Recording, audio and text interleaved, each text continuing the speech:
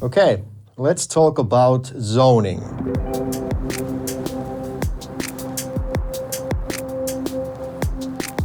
We have the familiar tools returning, which are the fill tool, which fills the entire continuous zone with the selected zone type. Then we have the marquee tool where you can select these rectangular areas and just plop a little zone there.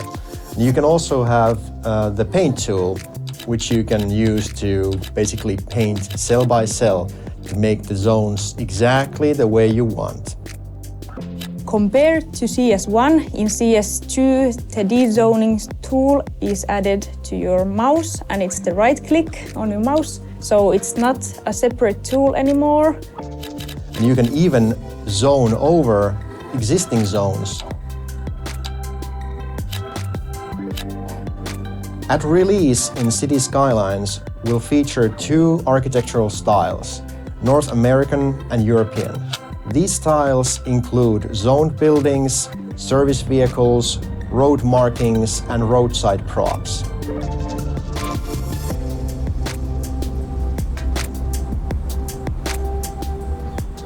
In the first game, there were only 2 residential zone types. In the second game, we are introducing third level, medium.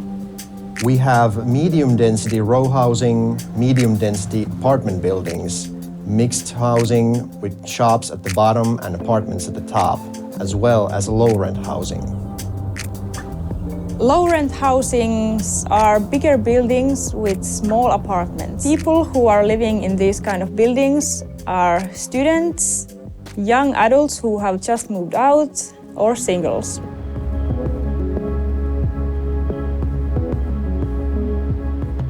Mixed housing is a new zone type in City Skylines II. It answers the demand for low commercial and medium density residential. These apartments are good for saving space because they have both the shops and the apartments. The shop at the bottom of the building pays rent, so the residents of the building doesn't have to pay that much. The mixed housing buildings have the separate section for shops and apartments, and they can mix and match to create a large variety of combinations.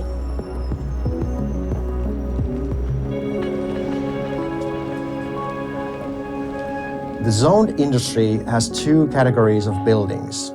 Most of the buildings are manufacturing companies, but there are also warehouses where these companies can store their produced goods before they are sent further into the commercial sector or other manufacturing companies or outside connections. In City Skylines 2, we have overhauled and improved on the zoning demand calculations. We have great tools for you to understand how to zone better. The system is now more complex, but not complicated. The game has a new feature called City Specialization Bonus. This means that companies working on same materials and producing similar goods, when placed in close proximity, these companies gain an increase in efficiency, which in turn increases their productivity and profit. In City Skylines 2, land value system has been overhauled. This time, it's the citizens and companies that decide which areas are desirable in your city.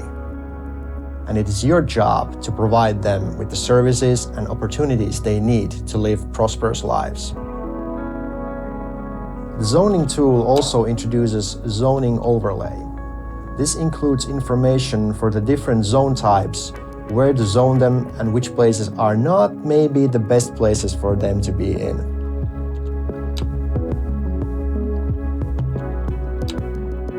A new feature in City Skylines are the signature buildings. These are unique, ploppable zone buildings that decrease the demand of the zone type they are in.